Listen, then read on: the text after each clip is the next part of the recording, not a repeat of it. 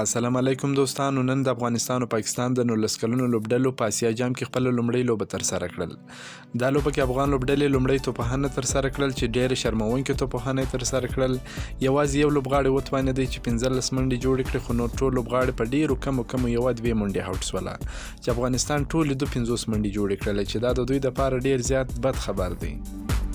د افغانستان د 19 کلونو څخه کم عمره لوبډلې د اسیا جام سیالیو په لړ کې په لومړۍ لوبه کې د پاکستان له لوري له ماتې سره مخ شوه. دا لوبه نن سهار 10 بجې په متحده عربي اماراتو کې پیل شوه چې د لوبې په پیل کې افغان لوبډلې پچه وګټله او د توپخانې پرېکړه وکړه.